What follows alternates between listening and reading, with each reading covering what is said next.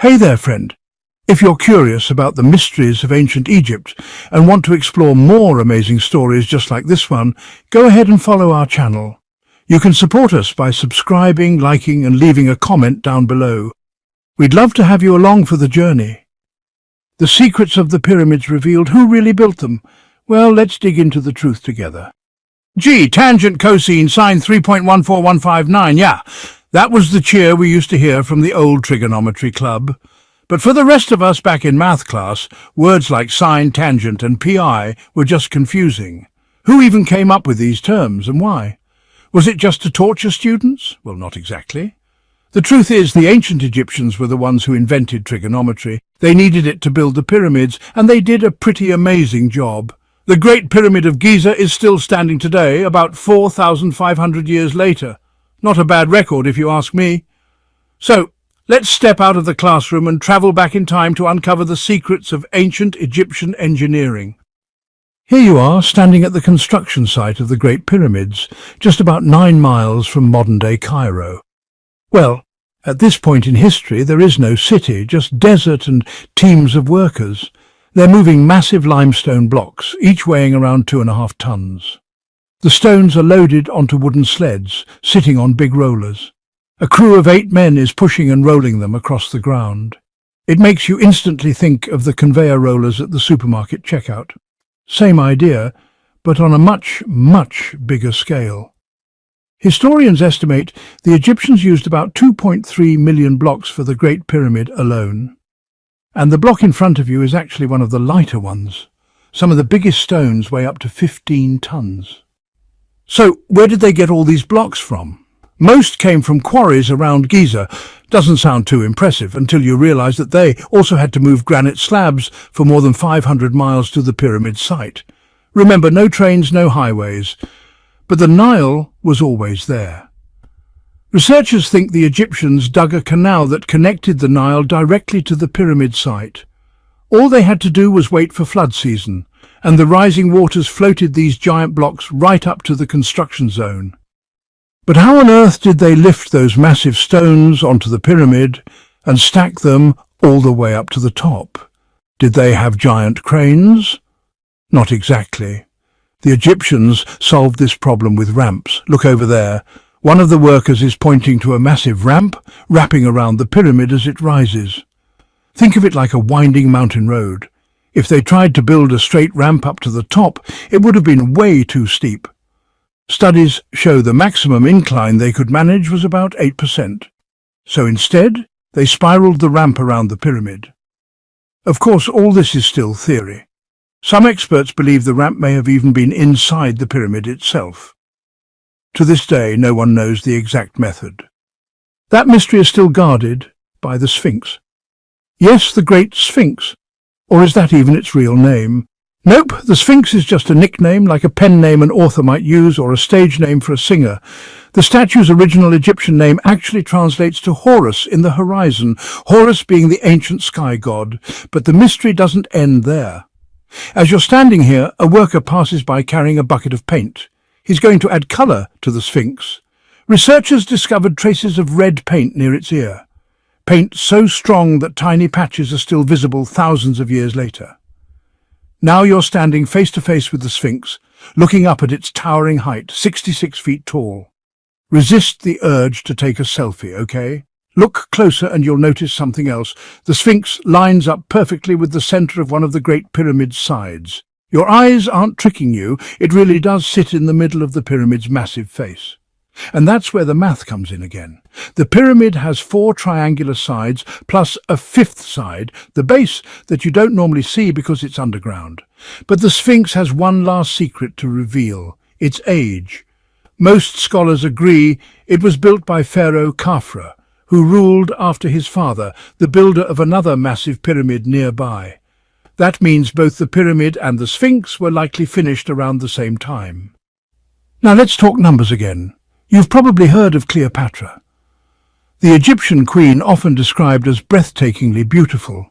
Funny thing, she did see the pyramids in her lifetime, but she actually lived closer in time to the invention of the iPhone than to the era when the pyramids were built. Crazy, right? And just look around you. Thousands of workers are busy building the pharaoh's tomb. But exactly how many were there? One Greek philosopher claimed the number was as high as 100,000 labourers. Sounds about right for something this massive, but most historians agree that number's way too high. The evidence just doesn't back it up. That number. Egyptologists estimate the total number of pyramid workers at around 30,000. And yes, Indiana Jones was one of them. At least on the big screen, though he showed up a few thousand years late. Scholars know a lot about the pyramids, but not everything. It's not that they don't want to know, it's just that there's still not enough evidence unearthed. All they can really do is make educated guesses about how the building process went. First, the engineers would arrive to pick the right spot and take precise measurements. That's why they needed all that complicated math. Next, it was time to gather materials, those massive stone blocks we mentioned earlier. Once boats delivered the blocks to the pyramid site, the workers could finally get to work. They worked in smaller crews, but there were always at least 2,000 men carving and chiseling at any given time. Honestly, it looked a lot like a modern construction site, just thousands of years earlier. It's mind-blowing what the ancient Egyptians could pull off using nothing more than copper and stone tools. Now, the pyramid stands complete in front of you, but is it the same pyramid we see today? Why is it sparkling under the desert sun? Shouldn't it be dusty yellow? Actually, no. Over the centuries, natural erosion and human activity stripped away the outer casing stones. Originally, expert craftsmen had polished those blocks using nothing but stone and sand until they shone smooth and bright. On the day it was finished, the Great Pyramid of Giza was a perfect mirror for the sunlight, its polished sides glowing like a giant beacon in the desert. And that shiny piece on top, that was gold. The capstone, called a pyramidion, was covered in golden plates. Not surprisingly, that was the first stone to disappear. Before we send you back to class, let's hop over to the British Isles. No, not Stonehenge. We're headed to Newgrange in County Meath, Ireland. Scientists think the ancient Irish built this circular stone monument around 3200 BC. That actually makes it older than both Stonehenge and the Great Pyramid of Giza. Its purpose? Pretty much the same as the pyramids, mysterious. The circular mound of Newgrange contains more than 220,000 tons of stone, carefully arranged so the structure is completely waterproof. That's why it survived for so long. Makes you want to buy a waterproof phone case, doesn't it? Anyway, back at your school desk, today's math lecture is the last thing on your mind. You're still thinking about the Egyptian pyramids and whether we've built anything like them today. Turns out, modern architects are just as fascinated by the pyramids as you are. Take the Louvre in Paris. It has a glass pyramid right in its main courtyard. San Francisco's skyline wouldn't be complete without the 48-story Trans-America Pyramid. And then there's Las Vegas, which took it even further, with the massive Luxor Hotel. It's so big, it's actually the third largest pyramid on Earth. Oh, and right in front of it, yep, a replica of the Sphinx, 110 feet tall, even bigger than the real one in Giza. In Vegas, everything's larger than life. The Great Pyramids are one of the 7 wonders of the ancient world, and the only ones still standing today. But did you know the Giza pyramids weren't the only pyramids in Egypt? And they weren't even the first. The very first pyramid was built about 80 years before Khufu's Great Pyramid, and in total, Egypt had around 100 pyramids. Many were never finished because construction took too long and not every pharaoh lived long enough to see theirs completed. Now let's dive back into the building process itself. The Great Pyramid rises as high as a 40-story building, so how did people 5,000 years ago, with no machines or modern tools, manage such a feat? Pharaoh Khufu came to the throne around 2575 BC and ordered his chief architect to start work on what would become the largest pyramid ever built. More than 2 million limestone blocks were needed, each weighing about 2.5 tons, roughly the size of a rhinoceros. To meet the 20-year deadline, workers would have had to cut, move and place one stone every 4 minutes, day and night, 365 days a year. That meant a huge workforce was essential. But here's the twist. It wasn't slaves building the pyramids. That's a myth. The workers came from all over Egypt to take part in the project. Altogether, There were about 25,000 people, from laborers with chisels to managers overseeing the site. They worked around 10 hours a day, lived in organized worker villages, had good housing, steady food, and honestly lived better than most Egyptians at the time. The pyramids themselves were precisely aligned with the compass points. But there were no compasses back then. The Egyptians figured it out using just the stars, specifically 2 constellations, and achieved incredible accuracy. They also built the pyramids on the west bank of the Nile, symbolically linking it to the sunset and the afterlife. Khufu's son, Khafre, built the second pyramid at Giza. It's slightly smaller, but it comes with an even more famous companion, the Great Sphinx. And yes, it originally had a nose. What happened to it? No one knows for sure. That's still a mystery. The Sphinx itself has the body of a lion and the head of a human, believed to be Khafre's own likeness. Statues like this were considered guardians of sacred places. At 240 feet long and 66 feet tall, the Great Sphinx is one of the largest and oldest statues in the world. Originally, it wasn't bare stone either. It was painted. Scientists have found traces of red, yellow, and even blue pigment, suggesting the Sphinx was once brightly coloured.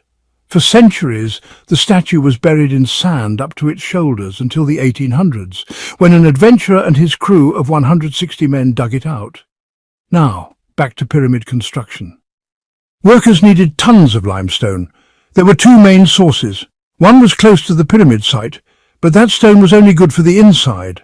For the smooth outer casing, blocks had to be hauled from quarries about 8 miles away, dragged on 30-foot sledges. Surprisingly, it wasn't as hard as you'd think. Wetting the sand made it super slick, so about 10 men could pull a sled carrying a massive block. Quarrying the limestone wasn't the toughest part either. Underground, it was soft and easy to cut, but once exposed to air, it hardened. Shaping the blocks precisely was the hardest job, because even the slightest miscalculation could cause the pyramid to collapse. So how were these huge stones stacked into place? That's still a mystery. Archaeologists have found traces of ancient ramp systems from around that time, leading most historians to agree that ramps were the key. The most popular theory is a central ramp with stairways on either side, gradually rising as the pyramid grew. Others think there were ramps wrapping around the pyramid, or even ramps hidden inside it. We may never know for sure. Once the pyramid was complete, the polished limestone casing shone like glass, and at the very top, a golden capstone sparkled over Egypt like a second sun. That's how it looked 5,000 years ago. And inside, surprisingly, not much. Most of the structure is solid stone, with only a few chambers. From the entrance, 2 passageways branch off, one descending, one ascending. These lead to 3 main rooms. Why 3? Because at every stage of construction, a burial chamber had to be ready in case the pharaoh died before the pyramid was finished. Finally, I just want to thank you all for listening. If you enjoyed the story, please follow the channel and keep an eye out for future videos.